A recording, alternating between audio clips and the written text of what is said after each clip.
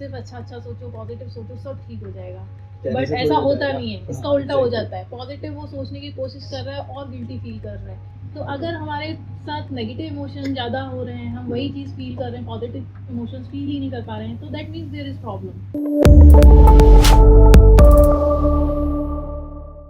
Myself Dr. Amrita Chauhan and I work as an assistant professor in the Medical College in Psychiatry Department. और आप बोल सकते हैं कि मेरा इंटरेस्ट साइकेट्री में जो स्टार्ट हुआ because I see the differences in society and the stand of society that is very differential for physical conditions and the mental conditions. Right. The importance that we give to the physical ailments, physical diseases, physical health. Mental health का ऐसा भी है ना, मतलब मानसिक रोगी मतलब पागल कहने लगते हैं हाँ, लोग। exactly. तो ये हमारी सोसाइटी को एक्सेप्ट करना दैट पड़ेगा। इज मतलब हम इसको लेबलिंग बोलते हैं, ठीक है। आप टैग कर दे रहे हो किसी को और that is actually very very extreme of the end of the psychiatry और साइकेट्रिक प्रॉब्लम, है ना। It's a broad spectrum of the disorder, started from here and till there और that end stage is a पागलपन जिसे बोलते हैं, है ना। हम वहाँ उसको देखते हुए मतलब साइकेट्री को, साइकेट्रिस्ट को, even the people who are suffering with the mental illnesses सभी को स्टिग्मेटाइज कर देता है एक तरह से। और ये बहुत बड़ा फैक्टर है कि लोग हेल्प लेने में डरते हैं, हेल्प सीख नहीं कर पाते इसकी वजह से, बिकॉज दे फील कि अगर हम ये चीज़ किसी को बताएंगे या शेयर करेंगे तो उनको लेबल कर दिया जाएगा कि यार पागल। अच्छा, आपका कौन सा बैच रहा है, मतलब किस बैच से आपने एमबीबीएस कंप्लीट किस ईयर में किया? मैंने मेरा एडमिशन बैच एमबीबीएस का 2008 का है, जबलपुर नेताजी सुभाष चंद्र बोस मेडिकल कॉलेज से, और मेरा एमडी का बैच 2015 का। I have around 7 years of experience in total including PG. अच्छा, ओके, ठीक है। तो अच्छा अमृता जी, मैंने एक चीज़ ज़रूर नोटिस की, जैसा आपने बताया कि साइकेट्रिस्ट मतलब जो आपने बताया कि पागलपन एक आखिरी लेवल है और उससे पहले लेवल और क्या क्या सिम्टम्स, मतलब क्या चीज़ें होती हैं जिससे वहाँ लेवल तक अगर किसी को कोई भी मानसिक रोग होता है like anxiety, depression, stress, this is also included in that, मतलब ये इसी का पार्ट है। अच्छा क्वेश्चन पूछा है। This is the spectrum I told. So it started from very early symptoms, है ना, जिनको हम बोल सकते हैं वार्निंग साइंस। अगर हम उनको आइडेंटिफाई कर लेते हैं तो हम उस स्टेज तक जाएंगे ही नहीं। एग्जैक्टली। हाँ, तो कैसे ये जो आइडेंटिफिकेशन है, ये हम जनरली जो सिम्टम है दे आर ऑफ डिप्रेशन और एंजाइटी, जिसको हम देख सकते हैं ऐसे कि स्लीप में लोगों को प्रॉब्लम आने लगता है ना। जो हमारे बायोलॉजिकल फंक्शंस हैं लाइक स्लीप, एपेटाइट, है ना, भूख लगना, ये चीज़ें डिस्टर्ब हो जाती है। लोगों को भूख नहीं लगती है, नींद प्रॉपर नहीं आती है, सोने के बाद रिफ्रेशिंग फील नहीं होता है ना, बॉडी में थकान महसूस होती है, क्रोनिक पेन्स होने लगते हैं बॉडी में, हेडेक होने लगता है, बॉडी पेन होने लगता है, कंसंट्रेशन डिस्टर्ब होने लगता है, ध्यान में कमी आने लगती है। जो स्टूडेंट्स हैं उनको पढ़ाई में प्रॉब्लम आने लगती है, ईजी क्राइंग, ये भी एक अर्ली सिम्टम है, रोना जल्दी आने लगता है। एक होता है हमें सैडनेस और जो एक डिप्रेस्ड मूड है उसमें डिफ्रेंशिएशन करना आना चाहिए, ठीक है। जो सैडनेस होता है, कोई भी कुछ भी अनहैपनिंग हुआ, कुछ भी ऐसा हुआ कि व्यक्ति सैड हो जाता है, ठीक है, कुछ उसके अकॉर्डिंग नहीं हुआ तो उसको बुरा लगता है, बुरा फील करता है। बट वो सैडनेस ना टेम्पररी होती है, उसके बाद वो वापस से अपने बेसलाइन को टच करेगा, वापस से अच्छा फील करेगा। तो जो डिप्रेस मूड रहेगा वो परसिस्टेंटली बिलो बेसलाइन ही रहेगा। वो परसिस्टेंटली अगर कोई व्यक्ति लो फील कर रहा है, वो नॉर्मल फील ही नहीं कर पा रहा है। So it's depend on the thinking, मतलब थॉट के ऊपर है ना, कि जितना ज़्यादा हम, जैसे over thinking it's a part of that ना। Exactly. तो जितना ज़्यादा हम ओवर थिंकिंग, जब बोला जाता है कि चींटी का पहाड़ बना दिया, तो वही चीज़ है कि किसी भी एक आप उस थॉट को लेट गो नहीं कर पा रहे हो, उस थॉट को छोड़ नहीं पा रहे हो, है ना। आप नॉर्मल अपने बेसलाइन को बाउंस बैक नहीं कर पा रहे हो, ठीक है। तो मतलब आप ट्रैप हो गए हो उसी चीज़ में, उन्हीं चीज़ों को बार बार सोचना, उनको लेके बुरा फील करना, हमारे जो नेगेटिव इमोशंस हैं उनमें उनको ज़्यादा फील करना, है ना। मतलब हम we are human and we are emotional, है ना, इमोशनल एनिमल। हम हर तरह के इमोशंस को फील करते हैं, दैट मेक्स अस ह्यूमन, है ना। तो वही होता है कि हम खुश भी होते हैं, दुखी भी होते हैं, गुस्सा भी आता है, डर भी लगता है। तो अगर हमारे साथ नेगेटिव इमोशन ज़्यादा हो रहे हैं, हम वही चीज़ फील कर रहे हैं, पॉजिटिव इमोशंस फील ही नहीं कर पा रहे हैं, तो that means there is problem. Thinking में ओवर थिंकिंग हो रही है, हम एक पीसफुल स्टेट। अच्छा, ओवर थिंकिंग में अगर कोई है तो वो ऑब्जर्व कैसे कर सकता है, मतलब जैसे कि कोई डिप्रेशन में है, कोई एंजाइटी, स्ट्रेस या कोई भी मेंटल इशू का मतलब सिम्टम्स जो बताया आपने कि स्टार्टिंग स्टेज में है अगर वो, तो कोई अगर जैसे सोशल मीडिया की वजह से अब मैंने जैसा हम लोगों ने पहले डिस्कस किया social media Covid post Covid के बाद जो लोगों की मेंटल इश्यूज रहे तो उसमें लोग ऑब्जर्व कैसे कर पाएंगे अपने आप में मतलब देख कैसे पाएंगे कि हाँ ये चीज़ या ये इशू उनके अंदर पनप रहा है मतलब बढ़ रहा है। जैसे पोस्ट कोविड अगर हम बात करें, कोविड के टाइम क्या हुआ, सोशल डिस्टेंसिंग, आइसोलेशन, सोशली हम बहुत ज़्यादा डिस्कनेक्ट हो गए। जो हम पहले फ्रेंड्स के साथ घूमते थे, पार्टीज करते थे, वो चीज़ें एकदम बंद हो गई, है ना। लोग एकदम ट्रैप हो गए घर में।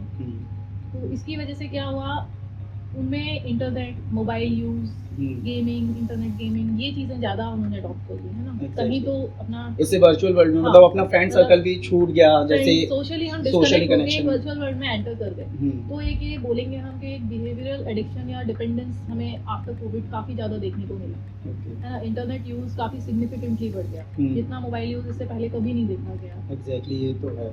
सोशल मीडिया इन्फ्लुएंसर इतने ज़्यादा मतलब आज जितना रेवोल्यूशनरी इस टाइम पे हुआ 2020 से 2023 अभी के टाइम तक इतना मैंने भी कभी नहीं देखा। लेकिन सोशल मीडिया के यूज़ की वजह से जो यूथ का मेंटल हेल्थ जितनी ज़्यादा बिगड़ती जा रही है ये भी लेकिन मैंने कभी नहीं देखी आज तक। अगर हम इंसिडेंट सोशल मीडिया पर ही देखें जैसे रील्स अगर आप यूज़ करते होंगे फ्रिक्वेंटली यूज़ करते होंगे जो भी सो मुझे एक्चुअली क्योंकि मुझे बहुत ज़्यादा आदत पड़ गई थी रील्स की और मैं उसमें मतलब एक अगर स्टार्ट किया तो डूब गया 1-8 घंटे। हाँ वही तो बहुत ज़्यादा हो गया था लेकिन निकल गया मैं थैंक गॉड। तो उसमें लेकिन काफ़ी ज़्यादा चीज़ें ऐसी देखने को मिली रील्स में कि एक नॉर्मल पर्सन मतलब इतना ज़्यादा नहीं करेगा। आई डोंट थिंक तो मुझे तो लग मैं दैट इज द मतलब डिफरेंशिएशन आपको यहाँ पे फाइंड करना है ना। आप कब जा रहे हो, लैंड अप कर रहे हो एक एडिक्शन वाले उसमें। हाँ। एक है नॉर्मल यूज, एक है एक्सेसिव यूज, एक आप एडिक्शन में ही चले गए, ठीक है। ठीक है। एक्सेसिव यूज ठीक है, आप मतलब है ना मोस्टली अपना टाइम उसी में स्पेंड कर रहे हो, आप अपनी अदर एक्टिविटीज़ को इग्नोर कर रहे हो, अवॉइड कर रहे हो। देन फिर एडिक्शन की अगर हम बात करें तो एडिक्शन में फिर आपको नॉर्मल चीज़ों में जो प्लेजर एंजॉय करते थे आप, वो चीज़ें मज़ा ही आना बंद हो जाएगा, आपको उसी चीज़ में मज़ा आएगा। और इसके पीछे भी जो हमारा ब्रेन का अगर हम बायोलॉजिकल बात neurons that are very much responsible. Actually जब भी हम सोशल मीडिया पे लाइक या व्यूज देखते हैं, अपने फॉलोअर्स देखते हैं, तो there is dopamine surge, that is a neurotransmitter in our brain, है ना। That work exactly like the alcohol dependence. जैसे कि हाई हम अल्कोहल लेने के बाद फील करते हैं, सिमिलर हाई वी फील जैसे ही हमको एक हिट लाइक बटन मिलता है या फिर है ना हमारे रिव्यूज बढ़ते हैं। तो मतलब हम है ना एक डिपेंडेंस में यहाँ चले जाते हैं।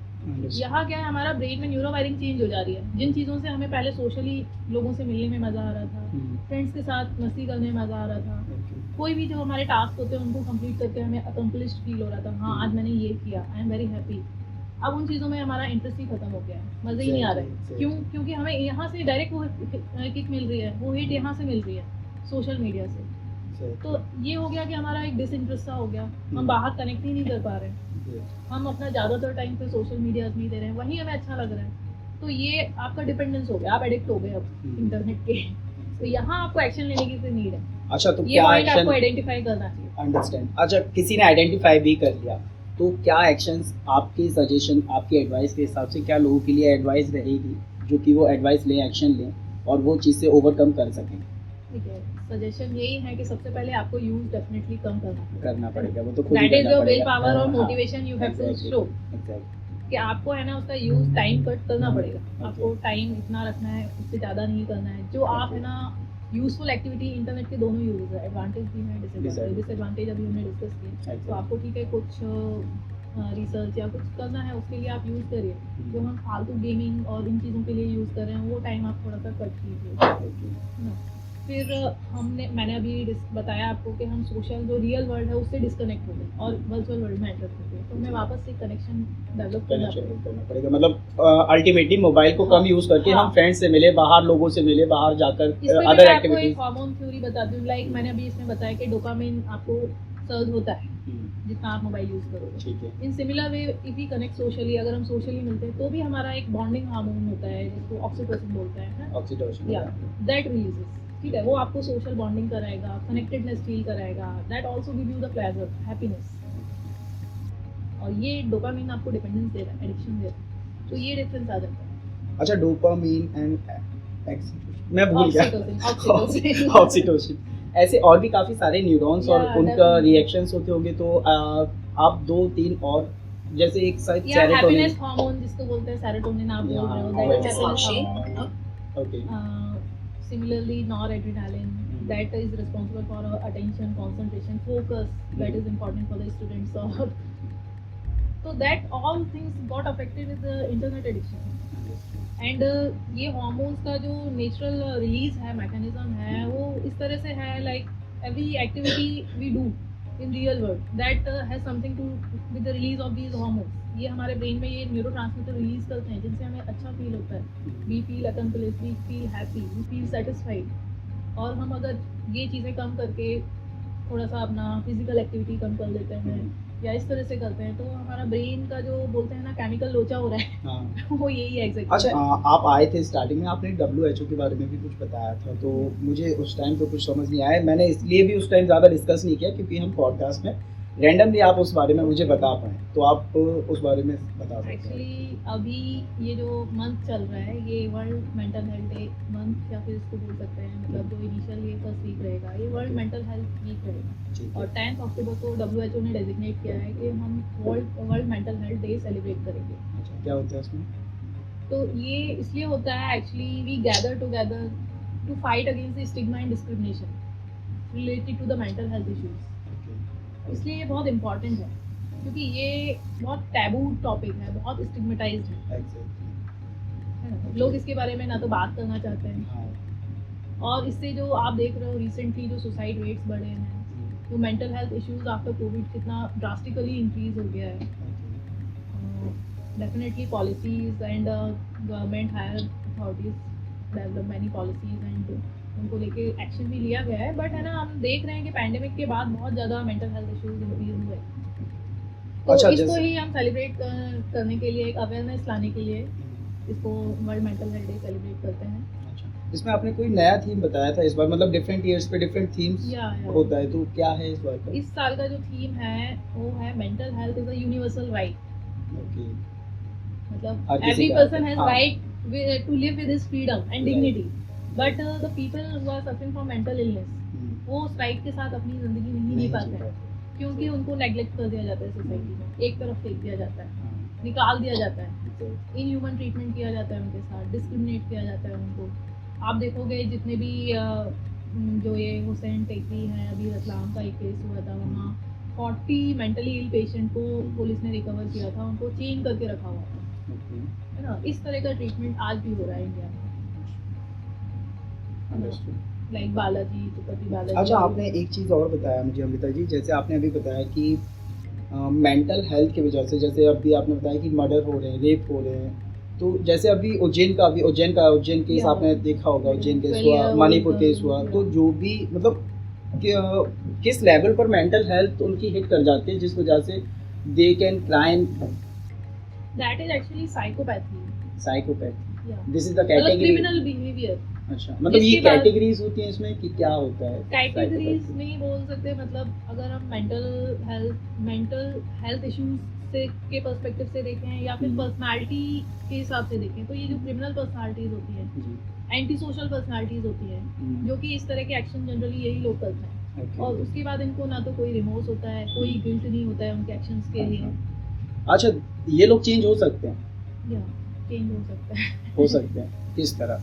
विद प्रिजन्स में हम इनका ट्रीटमेंट करते हैं. अच्छा, है ना. एक्चुअली साइकोपैथी एक तो ये, मतलब मैंने आपको मोटा मोटा बता दिया, एक क्रिमिनल पर्सनालिटी, मुझे डिटेल में बताइए. एंटी सोशल पर्सनालिटीज होती हैं. ओके. ठीक है, ये क्राइम्स मोस्टली यही लोग करते हैं. अच्छा.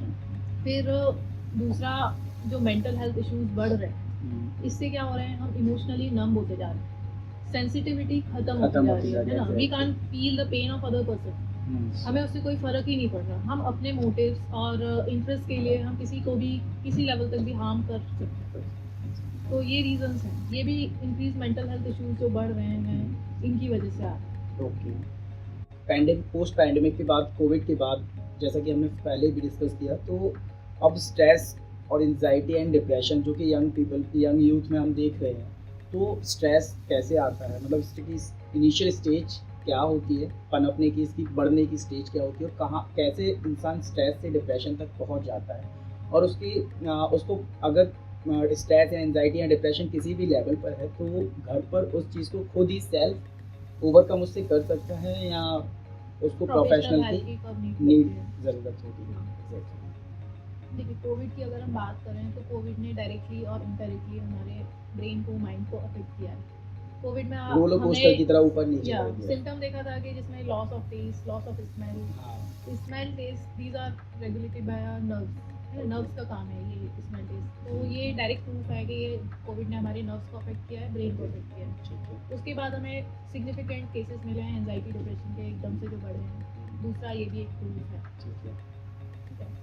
प्लस कोविड में हमने देखा कि किस तरह से लोगों ने अपनी फैमिली में अपने लव्ड वन को लूज़ किया, फाइनेंशियल लॉसेस में गए, जॉब लूज़ की। तो ये सारे कारण हैं एंजाइटी डिप्रेशन के। अच्छा, बॉडी से जैसे आपने बताया मुझे कि बॉडी से माइंड किस तरह कनेक्टेड है, और बॉडी में जो भी इश्यूज होते हैं, जो भी इलनेस होती हैं, जो सेंसेशंस होती हैं, तो हम उसको फील करके कैसे अपनी प्रॉब्लम्स को भी सॉल्व कर सकते हैं। मतलब बॉडी से लेके मेंटल का कनेक्शन जो मैंने बताया आपको, तो कैसे होता है? बॉडी और माइंड कनेक्टेड है ना। मतलब वाइस वर्सा दोनों का है। अगर आप मेंटली हेल्दी नहीं है तो आप फिजिकली भी फिट नहीं फील करोगे, और आपको फिजिकल प्रॉब्लम है तो आप मेंटली कहीं ना कहीं सफ़र करोगे। ठीक है। तो जो भी हमारा मेंटल हेल्थ इश्यूज होते हैं, जो इमोशंस होते हैं, जनरली हमें बॉडी में सिम्टम तब देखने को मिलते हैं जब वो इमोशन हम लंबे समय तक सप्रेस करते रहते हैं। ठीक है। उनको डील नहीं करते प्रॉपर्ली, उनको एक्सप्रेस नहीं करते हैं। जो फीमेल्स आप देखोगे उनमें ये समस्याएं बहुत कॉमनली मिलती हैं। वो आएंगी, हेडेक रहता है उनको, बॉडी पेन्स दे आर रहेंगे। होल्डिंग। हाँ, दे होल्ड देयर इमोशन। क्योंकि जो हमारी पैट्रियार्कल सोसाइटी है उसमें जनरली यही चीज़ सिखाई जाती है, women has to deal with all the emotions, और मतलब इनसाइड ही रहना है उनको, घर के बाहर नहीं जानी चाहिए चीज़ें, है ना। तो वो चीज़ें उनकी बॉडी में एक्सप्रेस होती हैं इस तरह से। ये पेन्स होते हैं, आप टेस्ट करा लो, सारे टेस्ट नॉर्मल आते हैं, बट उनके वो पेन रिलीव नहीं होते हैं। तो जो हमारे सप्रेस्ड इमोशंस हैं वो इस तरह से हमारे बॉडी में पेन के फॉर्म में आते हैं। अच्छा, मेंटल हेल्थ कितनी खौफनाक हो सकती है, कितनी डेंजरस हो सकती है फिजिकल हेल्थ के लिए? मेंटल हेल्थ तो फिजिकल अगर हेल्थ हम के वही लिए। एक्सट्रीम वाली बात करें, हम इस एंड पे पहुंच जाएं साइकोसिस और पागलपन के लेवल पे, तो इस लेवल तक होती है कि अभी एक रीसेंट केस ये तो लेकिन मैंने देखा कि एक व्यक्ति के पेट से, मतलब with surgery 100 of items recover किए गए, जिसमें चेन्स, ब्लेड्स और पता नहीं क्या क्या चीज़ें थी, प्लास्टिक आइटम्स, कहाँ का केस था ये? है ना। तो ऐसे मैंने तो अपने मतलब ड्यूरिंग पीजी ड्यूरेशन और ड्यूरिंग माय जर्नी मैंने बहुत केसेस देखे हैं। स्ट्रेस किस तरह से हम अगर उसको सप्रेस करते रहें या उसको प्रॉपर्ली डील नहीं करें तो हमें मेंटल प्रॉब्लम्स तो देते ही है, लाइक एंजाइटी डिप्रेशन, बट है ना एक लंबे समय तक जो हार्ट अटैक्स बढ़ गए हैं, है ना, एक कैंसर एक बहुत ही गंभीर बीमारी है जो कि एक स्ट्रेस से हो सकती है। ओके। और अगर हम बात करें जो स्टमक अल्सर्स होते हैं, पेप्टिक अल्सर्स, पेट में छाले पड़ जाते हैं, है ना, डायबिटीज़ हुआ, अस्थमा हुआ, ये सारी डिसीजेज स्ट्रेस से रिलेटेड है। अगर हम महिलाओं में बात करें तो पीसीओडी हुआ, जितने भी मेटाबॉलिक सिंड्रोम है ना, ये सारे स्ट्रेस से रिलेटेड। और अगर हम जो डेंजरस आप बोल रहे हो घातक बीमारियां, तो उसमें हार्ट अटैक, कैंसर, इनसे ज़्यादा घातक क्या होगा। ये स्ट्रेस से डायरेक्टली रिलेटेड। ओके। और आप जो बात कर रहे हैं एक एंजाइटी की, जो आपकी मदर का आपने एग्जांपल दिया कि उनको पैंक्रियाज में कुछ आया बट वो ओवर एंशियस हो रही है उस चीज़ को लेके, है ना, बहुत ज़्यादा सोच रही है। इसको इलनेस एंजाइटी डिसऑर्डर बोलते हैं। मतलब है ना, आपको इलनेस कुछ भी डायग्नोसिस हुआ है, या सपोज उनको तो हुआ है बट कुछ लोगों को कुछ डायग्नोज भी नहीं होता है। लाइक एक बीपी के लिए ही वो लोग इतना परेशान हो जाते हैं कि मेरा बीपी बढ़ रहा है तो that can cause me heart attack, that can cause me stroke. तो उस चीज़ को लेके इतना ओवर कॉन्शियस हो जाते हैं कि वो दिनों रात अपना बीपी चेक कर रहे हैं कि इसको नॉर्मल रहना चाहिए। तो ये भी एक काइंड ऑफ एंजाइटी है। तो ये कहीं ना कहीं ब्रेन से कनेक्टेड है आपके। ये वही मतलब मुझे मेडिकल लैंग्वेज तो नहीं पता, मुझे विपासना लैंग्वेज पता है। मतलब थॉट्स में जितना ज़्यादा तो विपासना की जो बात थॉट वो हुई छप थी, जाती है इमेज, वही और बॉडी में आप जो उतरती है। सोचोगे, देखो सबसे इम्पोर्टेंट है यहाँ विपासना की अगर बात करें तो वो क्या है, हमारा अटेंशन, है ना, हमारी कॉन्शियसनेस हम किस लेवल तक ले जा रहे हैं। ठीक है। तो आप अपना अटेंशन अगर नेगेटिव चीज़ों और ये नेगेटिव इमोशंस में एंगेज करके रखोगे तो आपको वही सब फील होगा। और आप अपना अटेंशन, अब मेडिटेशन में क्या करते हैं, हम अपना सारा अटेंशन ब्रीदिंग के ऊपर लगा दिया, ठीक है, ध्यान हमारा सारा वहाँ है। अब उससे हम कहाँ प्रेजेंट में आ रहे हैं, एंजाइटी और डिप्रेशन क्या है? कुछ नहीं है। एंजाइटी है कि हम भविष्य के बारे में नेगेटिव सोच के परेशान हो रहे हैं। डिप्रेशन है कि हम पास्ट में रह रहे हैं और हमें रहना है प्रेजेंट में। तो मेडिटेशन डू एग्जैक्टली व्हाट कि ये bring our attention to the present.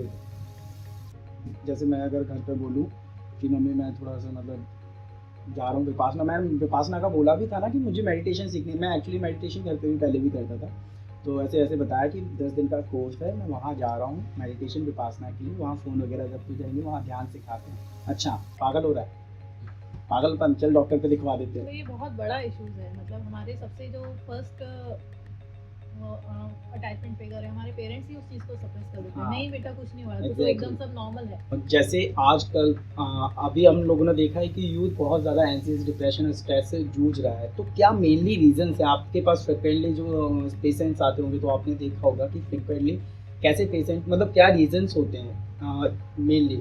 5 to 6 reasons अगर आप बताएं, और क्या रीजंस मतलब अगर उसका। हम यूथ में एंजाइटी और डिप्रेशन की बात करें तो रीजंस बड़े सिंपल से और कॉमन। मतलब यूथ में रिलेशनशिप इश्यूज ओके। बहुत कॉमन, और जो वो एकदम ट्रेंड चेंज हुआ है रिलेशनशिप्स को लेके, सिचुएशनशिप और ये सब चीज़ें जो आ रही हैं, इसकी वजह से डेफिनेटली एक इमोशनल ब्रेकअप और इमोशनल हर्ट होता है, that is much like physical pain, और उसकी वजह से डिप्रेशन और एंजाइटी में जाता है व्यक्ति।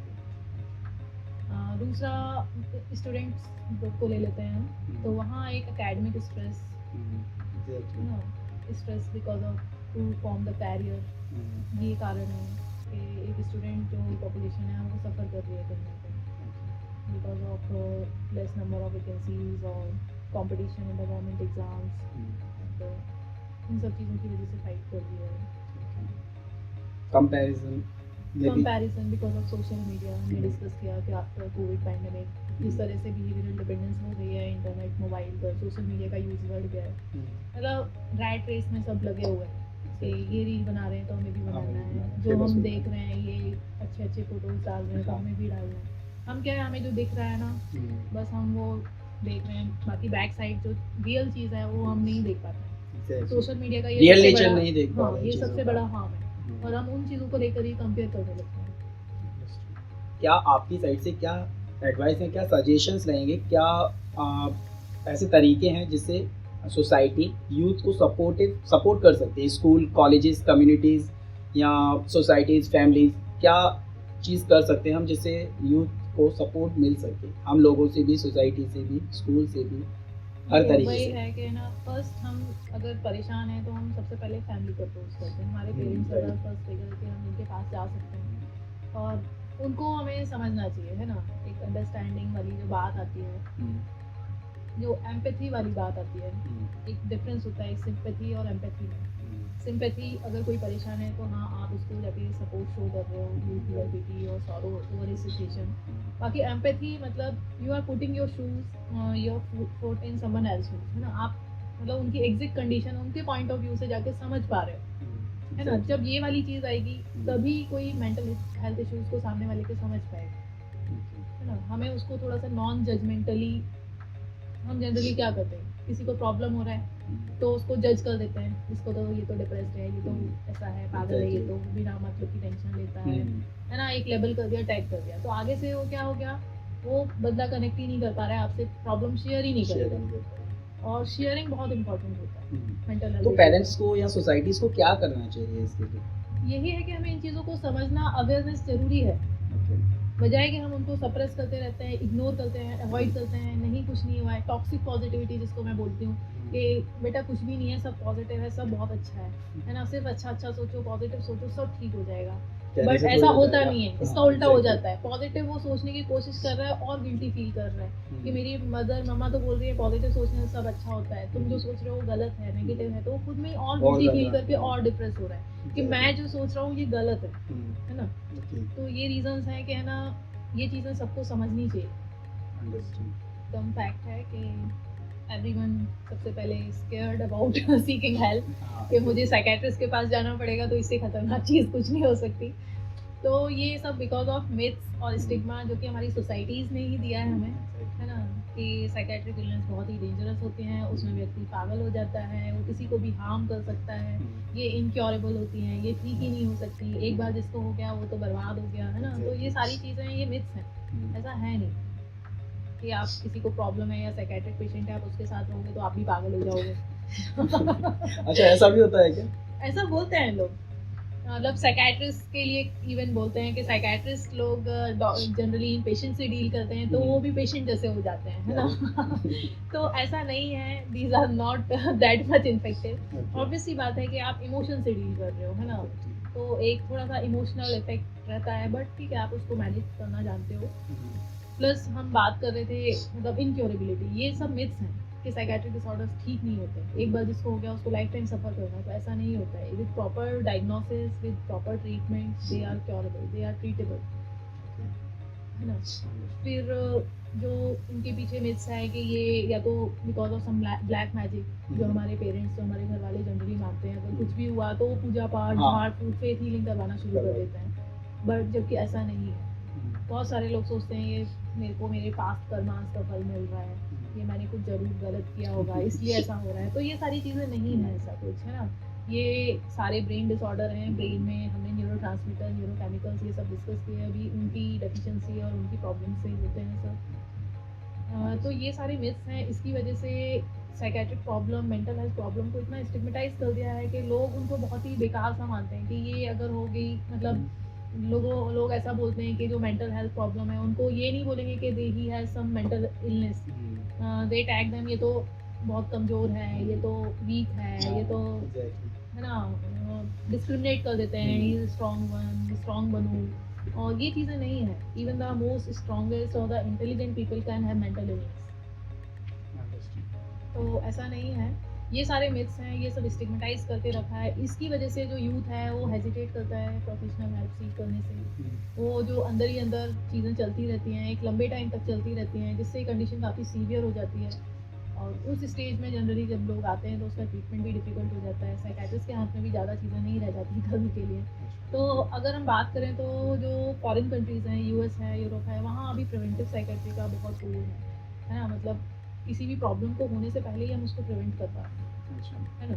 अपने यहाँ उल्टा है, अपने यहाँ जब साइकोसिस में बंदा पहुँच रहा है तब हम उसका ट्रीटमेंट कर रहे हैं, और वो लोग अपने से बहुत आगे हैं, है ना, वो अभी प्रिवेंटिव साइकेट्री पे काम कर रहे हैं। तो प्रिवेंटिव साइकेट्री की अगर हम बात करें तो यही सब है, जो एक पॉजिटिव साइकोलॉजी, है ना, एक healthy lifestyles, exercise, good diet, है ना, good sleep, all these help. मैं तो कहूँगा सोशल मीडिया सबसे पहले बंद करना होता है। सोशल मीडिया एडिक्शन, मतलब that all comes in the addiction. Social media is a behavioural addiction, it's same like the you are taking alcohol, you are taking cannabis, मतलब। आपके पास मोस्टली पेशेंट्स जो होते हैं किस एज ग्रुप के आते हैं? मोस्टली पेशेंट जो एज ग्रुप है एक तो यूथ का रहता है, college students preparing for exams, ये बच्चे ज़्यादा आते हैं। दूसरा एक फीमेल ग्रुप जो है 35 to 45 एज ग्रुप। मैं इसीलिए ये क्वेश्चन किया उन्हीं के लिए। अच्छा ठीक है, क्या मतलब क्या रीजंस आते हैं? Depression, anxiety, family issues. क्योंकि फीमेल्स में जो है डिप्रेशन के यही कारण है, मतलब आप रूरल में थोड़ा सा चले जाओगे, सबअर्बन में चले जाओगे तो डोमेस्टिक वायलेंस, जो पैट्रियार्कल सिस्टम बनाया हुआ है, फीमेल्स का जो ऑप्रेस्ड सिचुएशन है वो आज भी एग्जिस्ट करती है। मतलब अभी हम है ना इन चेंज वाले फेज में, चीज़ें चेंज हो रही हैं, है ना, most of the females are working now, but the families और द जो मेल स्पाउस है वो ये चीज़ एक्सेप्ट करने तैयार नहीं। उसकी जो लर्निंग है, कंडीशनिंग है, उसने जो चीज़ें सीखी हुई हैं अपनी फैमिली से, वो सब वही है कि है ना फीमेल को आज भी जो रोल्स हैं उनके डिसाइडेड हैं, है ना, उनको फैमिली देखनी है, बच्चों को देखना है, प्रॉपर हाउस, बट उनके पॉइंट ऑफ व्यू से नहीं सोच पा रहा है कोई how difficult it is to manage the job, family and everything at the same time. Psychiatrist पर कोई भी आता है तो बहुत ज़्यादा लंबा चौड़ा खर्चा हो जाता होगा, क्या उसका ऐसा है? नहीं, ऐसा बिल्कुल भी नहीं नहीं, आप लंबा चौड़ा बिल तो नहीं बना रहे थे? अच्छा नहीं है, देखिए साइकियाट्री में सबसे अच्छी चीज़ है कि टेस्ट नहीं लगते। कोई भी ऐसा टेस्ट नहीं है जो ये बता पाए कि है ना आपको डिप्रेशन है, आपको एंजाइटी है, आपको साइकोसिस है, ठीक है। हाँ ये चीज इंटरव्यू बड़ी ही सही है, करना है। आपने बहुत इंटरेस्टिंग सी बताई, मतलब बिना टेस्ट के कैसे आप पता करते हैं कि क्या इशू है। ये जब हम पीजी किया है हमने, जो हमारा ट्रेनिंग है उसमें मेंटल स्टेटस एग्जामिनेशन होता है ना। आप सामने वाले का मेंटल स्टेट एग्जामिनेशन करते हो, उसमें बहुत सारे पॉइंट होते हैं। आप उसका मूड असेस करते हो, आप उसके थॉट प्रोसेस असेस करते हो, आप उसका बिहेवियरल असेसमेंट करते हो, है ना।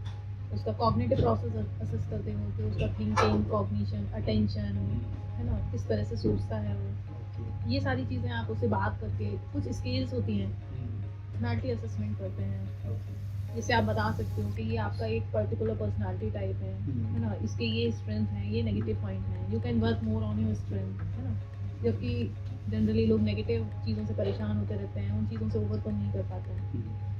तो ये जस्ट एक इंसाइट है क्रिएट करना। Psychiatry is not all about treating the psychotic और पागल कर। It's start from the insight in self, है ना। आप कौन है, फिर आपकी फैमिली, रिलेशनशिप, जो प्रॉब्लम आ रहे हैं उन सबको डील करता है। Are there any specific resources or online platform that you want to recommend for young people to access mental health support and information in a safe and confidential manner? देखिए, confidentiality तो psychiatry में ऐसा है कि हम लोग का ethical, हम लोग को सिखाया जाता है, we can't breach the confidentiality, ठीक है। अच्छा, मैं अगर आपसे किसी पेशेंट के बारे में पूछता तो भी नहीं नहीं, बताते? I can't without name? Disclose. Without name? या I can tell about the symptom और द स्टोरी, हाँ, बट आई स्टोरी कैन के लिए डिस्क्लोज मैं द पूछना नेम चाह और रहा था। Identity of that person. हाँ वही, मैं ओनली हाँ। स्टोरी। हाँ।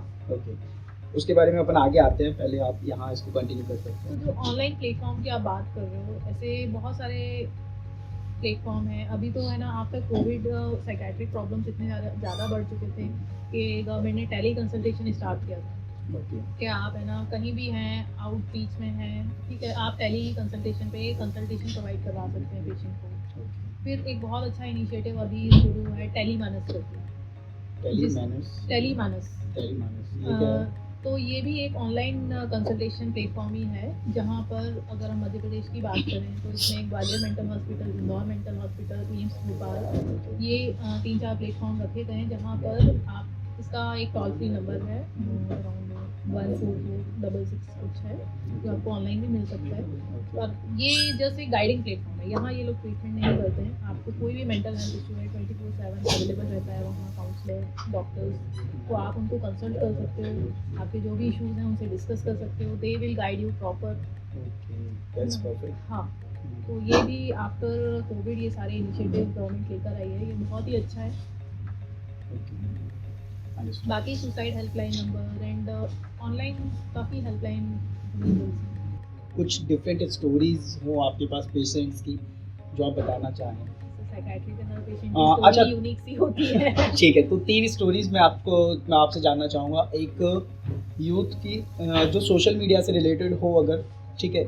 सेकंड वन कैरियर से रिलेटेड अगर हो तो, एंड थर्ड वन जो आपने बताया फीमेल 35 एज अराउंड, जो भी, तो तीनों केस एक स्टोरी आप बता सकते हो। स्टार्ट करते हैं with the social media one. Social media one मैं आपको बताऊँ, एक बच्चे की स्टोरी है। ठीक। मतलब जीएमसी भोपाल में एज अ सीनियर रेजिडेंट काम कर रही थी, तब वहाँ एक बच्ची आती थी, she was around 4 or 5 years of age. 4 5? Yeah, she was just मतलब वो जो भी वीडियोस और सोशल मीडिया पे देख रही थी, उनको कॉपी करना, उनके साउंड्स निकालना, उन्हीं की एक्टिविटीज़ को वैसे ही जंप करना। मतलब आप देख सकते हो एक छोटे से बच्चे में सोशल मीडिया का ये इम्पैक्ट था, मतलब कि उसका जो भी पर्सनालिटी था वो पूरा रील इंस्पायर्ड था। वो जो देख रही थी वही कर रही थी, different kind of sounds produce करना, एनिमल साउंड प्रोड्यूस करना। वो नॉर्मल कॉन्वर्सेशन ही डेवलप नहीं कर पा रही थी, जो एक स्पीच आता है बच्चे में, वो बात करना नहीं सीख पा रही थी। और अगर मैं यूथ में बात करूँ तो एक डिप्रेस पेशेंट मेरे पास आया था। ये मतलब थोड़ा सा इमोशनल स्टोरी है। एक लड़का था, तो वो जब भी अपने ऑफिस जाता था तो वो एक डिफरेंट रूट लेता था, जो कि काफ़ी लंबा था। तो उस रूट से इसलिए जाता था कि उस टाइम में वो हेलमेट लगा के अंदर रोता हुआ जाता था पूरे रास्ते में, जिससे कि वो ऑफिस जाके एक नॉर्मल फील करता है। मतलब उसके जो भी इमोशंस थे उनको वेंट आउट कर देता था, है ना। एक क्राइम से उसको नॉर्मल फील होता था। देन ऑफिस से लौटते समय भी वो इसी तरह से करता था। सारे रास्ते रोते हुए आता था, देन घर पे आता था। तो उसने बताया उसका रीज़न कि मैं अगर अपने फैमिली मेम्बर्स के सामने रोता हूँ या ट्राई करता हूँ तो वो लोग मुझे वीक समझेंगे, वो लोग यही बोलेंगे कि तुम अपनी प्रॉब्लम्स हैंडल नहीं कर पा रहे हो।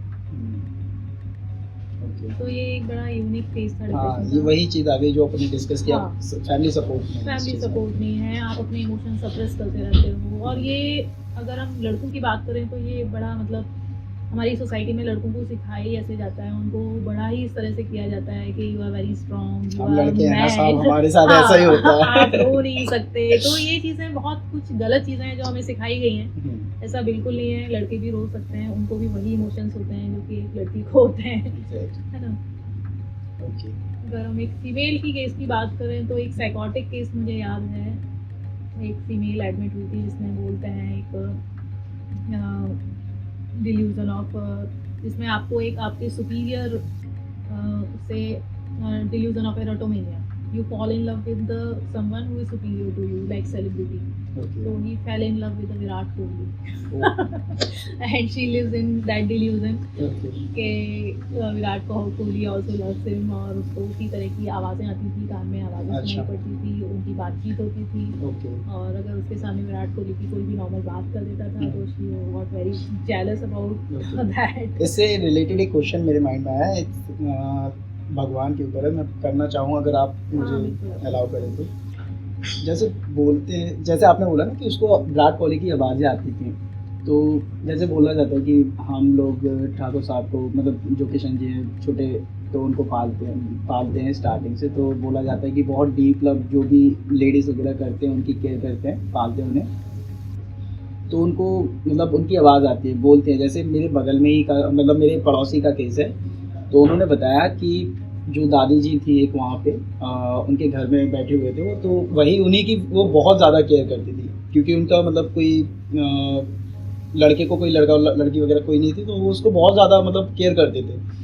देन एक दिन दादी जी वो कहीं चले गई, और वहाँ उन्होंने रो रो के कर दिया बुरा हाल, कह रही कि वो मुझे आवाज़ दे रहा है, वो मुझे बुला रहा है, उसको वो बोल रहा है कि मुझे दूध पिला जाओ, मुझे खाना खिला जाओ, मुझे भूख लगी। उन्हें रो रो के बुरा हाल कर दिया, और पता नहीं मुझे याद नहीं किस सिटी में थी वो, और उनको तुरंत वहाँ से फिर लेकर आए, मॉर्निंग में यहाँ लेकर आना ही पड़ा उनको। और ज़्यादा एज भी नहीं थी, अराउंड 45 to 50, 45 बिटवीन टू 50 की एज होगी उनकी।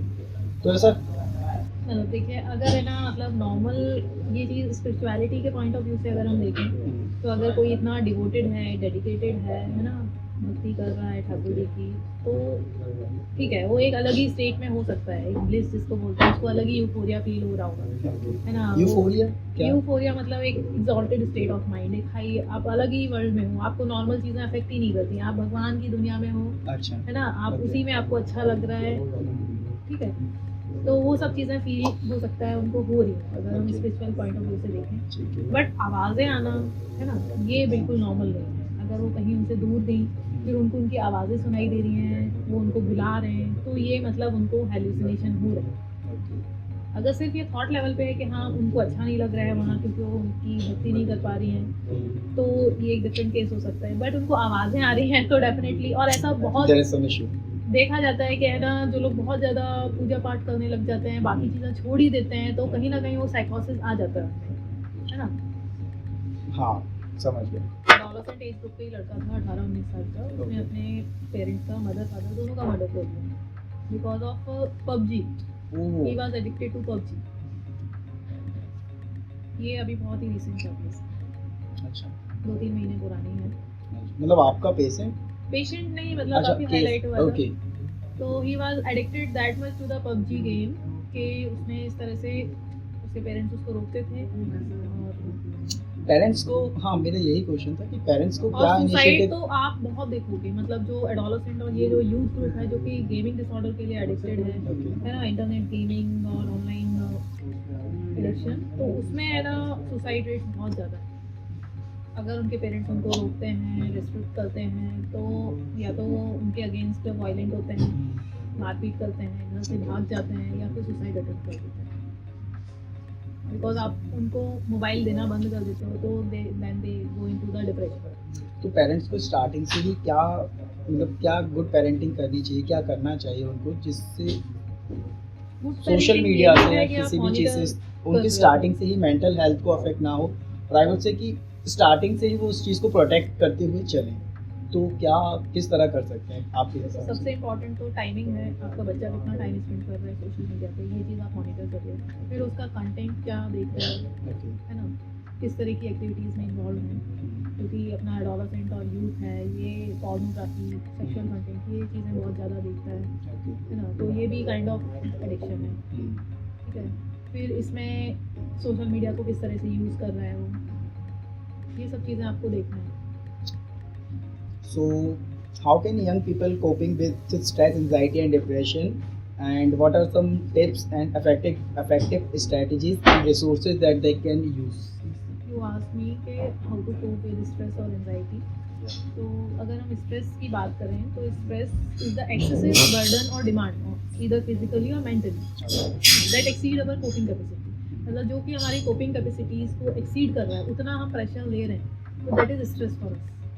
अब हम इसको इफेक्टिवली कैसे डील कर सकते हैं, तो सबसे पहले तो हम जो भी सोच रहे हैं, जिन चीज़ों का हमें स्ट्रेस हो रहा है, उसके ऊपर थोड़ा सा रुक के, पॉज लेके, थोड़ा सा क्रिटिकल थिंकिंग जिसे बोलेंगे, है ना। कई बार होता है हम, है ना, नेगेटिव लाइट में चीज़ों को देखते हैं, है ना। तो अगर हम अपना परसेप्शन थोड़ा सा चेंज करें, चीज़ों को एक डिफरेंट पॉइंट ऑफ व्यू से मतलब देखने की कोशिश करें, हीट एट द मोमेंट उस चीज़ हाँ, को ना सोचें, उसको थोड़ा पॉज अवॉइड लिया करके, जाए। थोड़ा सा पॉज लेके उसको डिफरेंट एंगल से सोचने की कोशिश करें। इसको बोलते हैं कॉग्निटिव अप्रेजल। अगर हम थोड़ा सा उसको डिफरेंट लाइट में दें तो डिफरेंट आउटकम हो सकता है उसका। एक जो नेगेटिव मूड स्टेट है, नेगेटिव लाइट में चीज़ें देखना, उसको अवॉइड करके एक डिफरेंट एंगल से देखना।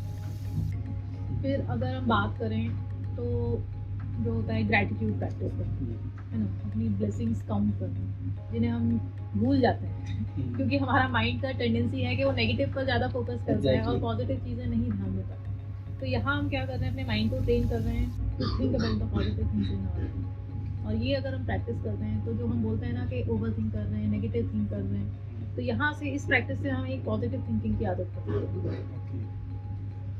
और हम क्या कर सकते हैं, जो हमारा एक अप्रोच है वो प्रॉब्लम सॉल्विंग है। कोई भी प्रॉब्लम हमें आती है तो हम उसको ओवर थिंक करने लग जाते हैं, नेगेटिव चीज़ें सोचने लग जाते हैं, ब्लेम करने लग जाते हैं कि ऐसा मेरे साथ ही क्यों हुआ, वाई मी, ये क्वेश्चन करने लग जाते हैं। इसकी जगह अगर हम एक प्रॉब्लम सॉल्विंग अप्रोच चूज़ करें, एक पॉजिटिव माइंडसेट अप्रोच चूज़ करें, ठीक है, तो वो चीज़ें अलग तरीके से टैकल हो जाएंगी। हम उस जो भी प्रॉब्लम अराइज हुई है उसको बहुत लंबा ना खींच के वहीं उसको किसी एक एग्जांपल के साथ आप बता सकते हैं।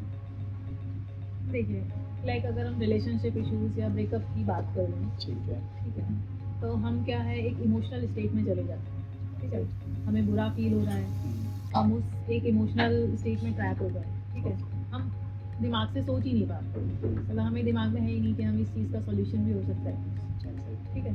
तो हम उन चीज़ों से निकलने के लिए क्या क्या चीज़ें कर सकते हैं उस टाइम पर एक्टिवली, कि जो हमारे जो नेगेटिव मूड स्टेट बना हुआ है उसको चेंज करता है ना, like listening music, doing some exercise, ये सब चीज़ें करके देख सकते हैं। मतलब एक प्रॉब्लम का सॉल्यूशन फाइंड आउट आप करो, मतलब अगर आप किसी भी ऐसे कॉन्फ्लिक्ट वाली सिचुएशन में फंसे, ये करूँ ना करूँ, तो आप प्रोज कॉन्स लिख लो, इसके पॉजिटिव चीज़ें क्या है अगर मैं ये करता हूँ, और नेगेटिव क्या है, तो आपको थोड़ा सा क्लियरिटी आ जाती है, बजाय कि आप अपने दिमाग में ये स्टोरीज बनाते रहो। टाइम मैनेजमेंट आप कर सकते हो थोड़ा सा, ये सारी चीज़ें। मेडिटेशन हमने डिस्कस किया, मेडिटेशन से हमें एक पीसफुल स्टेट ऑफ माइंड मिलता है ना, जहाँ हम अपनी ब्रीदिंग पे, मेडिटेशन जैसे एक होता है माइंडफुलनेस। माइंडफुलनेस की अगर हम बात करें तो जैसे कि हम किसी नदी के किनारे बैठ जाते हैं और उसके फ्लोइंग वाटर को देखते हैं, ठीक है, तो माइंडफुलनेस भी वही है, हमें बैठ के अपने थॉट से थोड़ा सा डिस्टेंस बना के हमें अपने थॉट्स को फ्लो होते हुए देखना है। अभी हम क्या हो जाता है, उसमें एंटेंगल हो जाते हैं, फंस जाते हैं कि हमें ऐसा थॉट आ रहा है, नेगेटिव थिंकिंग आ रही है, ओवर थिंकिंग हो रही है, उस पर रिएक्ट करते हैं, इमोशनली सैड हो जाते हैं, डर जाते हैं। तो हमें ये नहीं करना है, हमें अपने इमोशन थोड़ा सा डिस्टेंस बना के आपको जस्ट ऑब्जर्व करना है कि हाँ आपको ऐसे ऐसे थॉट आ रहे हैं, और ये आप प्रैक्टिस करते हो तो इससे एक बहुत ही पीसफुल और काम स्टेट ऑफ माइंड आता है आपको।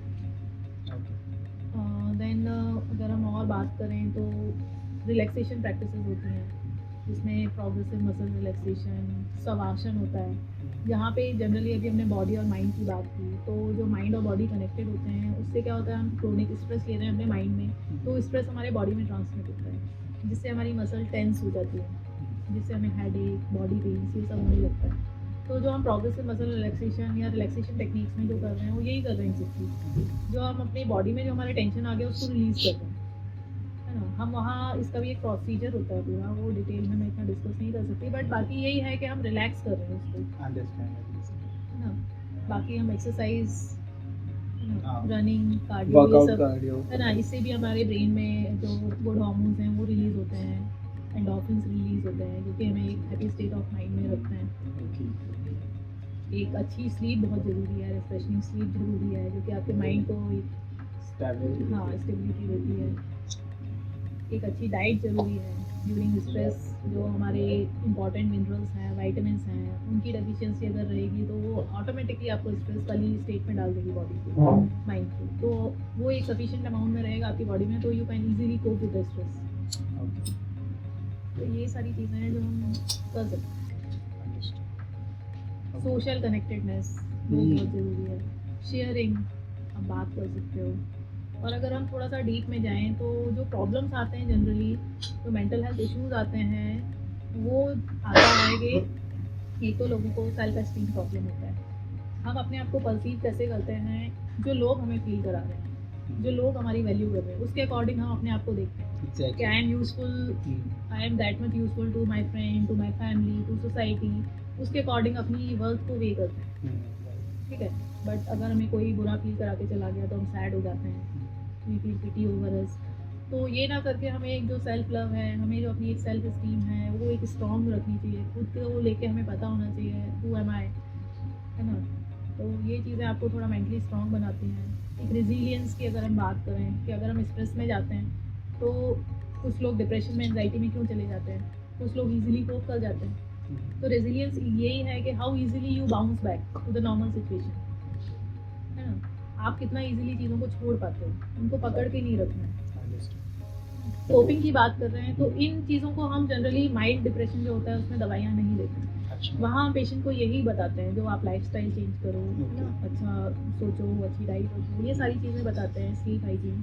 तो मतलब इन चीज़ों के लिए तो किसी भी पेशेंट को आप मतलब साइकियाट्रिस्ट के पास आने की ज़रूरत भी नहीं है मे बी। हाँ, बस वही है कि अवेयरनेस, आइडेंटिफिकेशन, आप खुद में आइडेंटिफाई कर पाओ, हाँ मेरे को थोड़ा इमोशनल प्रॉब्लम हो रहा है ना, मेरे को थोड़ी अपनी एक्टिव लाइफस्टाइल चेंज करने की ज़रूरत है, मेरे को ये चीज़ें करने की ज़रूरत है। ठीक है, okay Amrita ji, thank you so much for coming here. बहुत अच्छा लगा आपसे बातें करके और बहुत सारी नॉलेज आपने हमारी ऑडियंस